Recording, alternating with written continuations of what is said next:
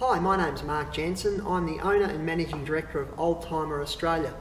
Our business focuses on sports racing and classic cars, predominantly from the 50s, 60s and 70s, or anything just that little bit different. I've been asked to tell you, my story and how I got into classic cars. So I've been a classic car guy forever, and I can remember buying my first car magazine with some pocket money when I was 10 years old. It was a Modern Motor magazine from 1977. It had a Lamborghini Countach on the cover out the front of the Sydney Opera House, and it was a vision that I guess stuck with me forever. And I just remember saying to myself as a kid, I'm going to own that car one day, and as it happened, I managed to achieve that goal. But look, been interested in cars forever, and over my journey I've been fortunate to own a number of nice cars. My background is out of the corporate world and in the engineering services sector. And in about 2010, I left an organisation I'd worked for just over 20 years. It was an amazing experience and an amazing journey.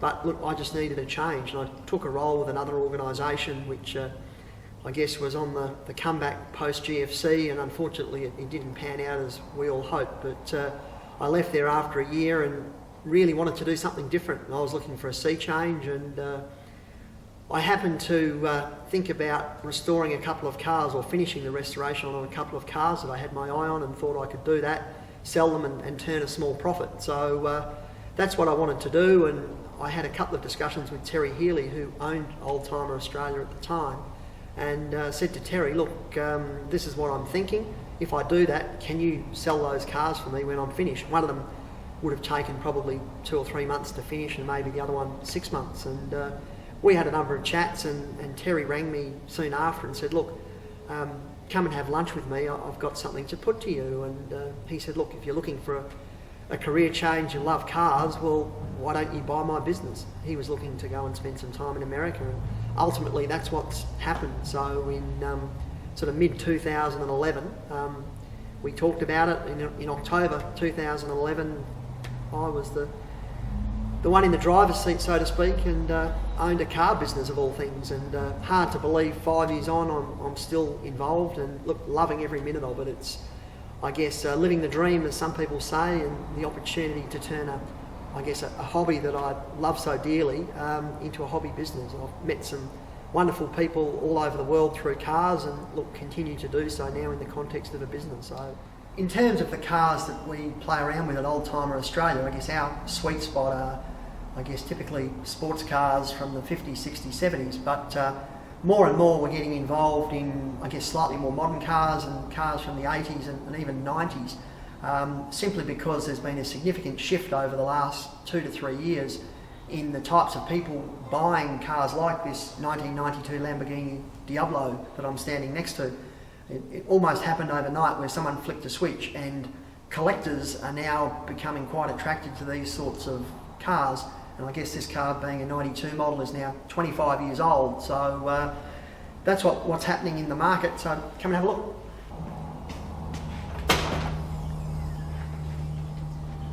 So there we go, the trademark scissor doors, which Lamborghini first introduced on the iconic Countach, which continued through to the Diablo, and then of course the Murcielago going forward. This particular car, as I said before, a 1992 model Diablo. In the day, its performance figures were quite astonishing, with a claimed top speed of 325 kilometres an hour, which is over 200 miles an hour, 0 to 100 kilometres an hour, or 60 miles an hour in about 4 seconds, powered by a 5.7 litre V12 engine, putting out, I think about 360 kilowatts, which is about 485 or 490 horsepower in the old language. So an incredible car for the day. I guess most people that know me would be aware I have a real passion for classic Lamborghini, Ferrari, Maserati and the like. But I also have a real passion for microcars, and I guess taking the extreme of this fabulous Lamborghini Diablo through to this little car standing behind me, which is a 1959 FMR Messerschmitt KR200 Cabriolet. Quite a mouthful for a little car. The Lamborghini, as I've said before, was powered by a thundering V12 5.7 litre engine. Our little Messerschmitt behind me is powered by a 191cc single-cylinder two-stroke engine. I won't quote you a 0 to 100 km/h time because it probably doesn't go that fast. But fabulous little car nevertheless, a great driving experience, and the Messerschmitt story is a real interesting one. Most people would know a Messerschmitt as an aeroplane from World War II. Well, that is in fact true. And the company who built those aeroplanes indeed built these little cars. So what happened was Messerschmitt was basically banned from building aeroplanes post-World War II. They needed to do something else, and one of the things they decided to build were these little, what they call cabin scooters, and they were extremely successful back in the day.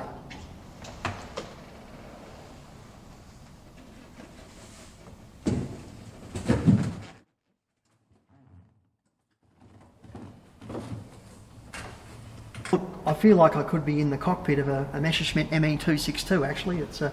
This little car doesn't have a steering wheel as such. The gear change is very much like a motorcycle where you're 4-speed, as I said before, but changing gear 1, 2, 3, 4. Other than that, the pedal controls for clutch, brake and accelerator are much the same as a normal car. Very, very light, and they will keep up with modern traffic. Here are a couple of the other fabulous cars we currently have available at Oldtimer Australia. On my right is this 1964 Ferrari 330 GT. This particular example is an Australian delivered factory right-hand drive car, and by the unique double headlights you see here, it's identifiable as, I guess, a Series 1 car. The heart of any Ferrari is what's under the bonnet, and this 330 GT is powered by a 4-litre V12 that put out around about 300 horsepower in the old language, which is about 230 kilowatts in the new money, which is pretty impressive performance for 1964. Enzo Ferrari was famously quoted as saying, with his cars you pay for the heart and soul of what's under the hood, which is obviously the engine, and the body and everything else is a bonus. Well, let's hear it.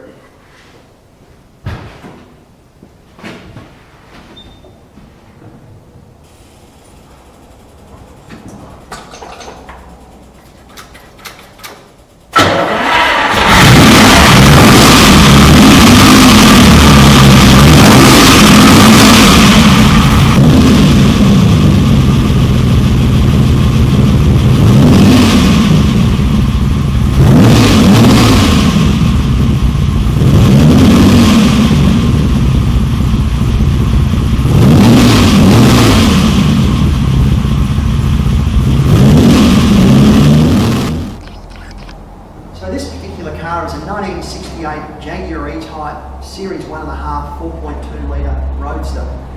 Arguably the most iconic sports car ever built, and today an E-Type often sits atop the lists such as the most beautiful sports car or the best sports car ever built. In fact, Enzo Ferrari once described the Jaguar E-Type as the most beautiful sports car ever built, and I think you'll agree that indeed it is a stunning car. This particular example has a really unique history. It was collected from the Jaguar factory in late 1968 by its Australian owner. He used the car around England for a very short time. In fact, a week after delivery it had a 1,000-mile service down in Bournemouth in the south of England, and 2 weeks later it had a 4,000-mile service up at Aberdeen in the north.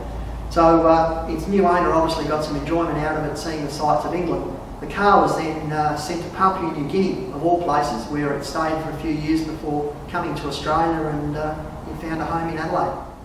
I guess I get asked the question very regularly, what's my favourite sort of car, and it's a bit like being asked to choose between your children. However, I guess I do have a real burning passion for Lamborghini. I've always loved the Lamborghini stories, and this particular car on my left is a 1977 Lamborghini Miura P300, and is a car I've owned for about 16 years as it stands, and is one of my favourites. I think a really underrated car. They built just over 200 of them with the 3-litre engine, hence the designation P300. A very rare car around the world obviously, and certainly in Australia. Fabulous balanced car to drive, and as a junior supercar is quite an easy car to drive and live with, and still remains one of my favourite cars today. And from the Lamborghini perspective, I guess it's a car that's often been underrated. The V8 cars lived in the shadows of the big brothers, the Miuras, the Countaches, and so on. But I think that's starting to change. People are starting to now understand and appreciate these small V8s, and they were, I guess, the Urraco, the Silhouette and the Halper were the three models, and then of course they went to the Gallardo sometime down the track in Audi's ownership, which was a 10-cylinder car. So for many, this is the ultimate Lamborghini. This particular car is a 1970 Lamborghini Miura S, and as I'm sure you'll agree, a stunning looking motor car. And Lamborghini has always been in my blood, and whilst I love the Countach, I guess the Miura is something special, and I was fortunate to find a factory right-hand drive example in America some years ago that needed restoration. The car, interestingly, was right-hand drive, had lived most of its life in the States. So we restored that car over many years, and I was fortunate to take it to the Lamborghini 50th anniversary event held in Italy in 2013, and then drive the car across Europe and the Alps and Switzerland, and had a wonderful experience taking that car back to London. That car ultimately ended up in Australia, and I sold it, perhaps regretfully, but I then bought this particular car instead, and fortunate still to have a Miura in the garage. I often get asked what's it like to drive a Miura, and it's just an incredible experience. I think it just, like no other car, brings all the senses together. I guess to look at is just a stunning car, but once you start the engine, the whole noise is just, you know, the earth shakes really.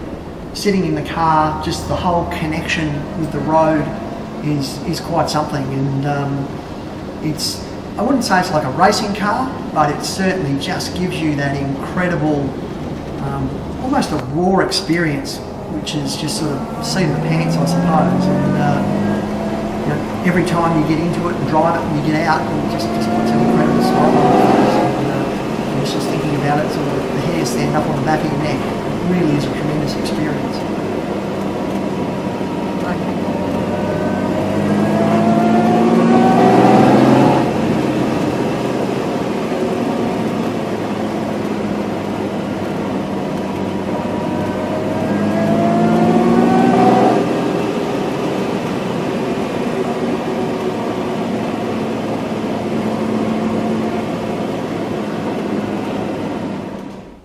Here's two other really interesting and quite unique cars.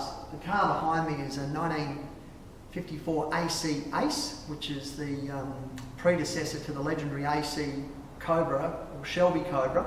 This particular car, factory right-hand drive, and had a lot of really interesting period race history, and has lived in Australia for most of its life. This car is a 1953 Mercedes-Benz 300S. These particular cars are extremely rare, with just over 500 examples built in the coupe, roadster and cabriolet versions. This car was in fact the predecessor to the iconic Gullwing, and back in the day cost more than what the Gullwing did new. This was certainly the flagship for Mercedes in the early 50s, and today remains just an iconic classic car.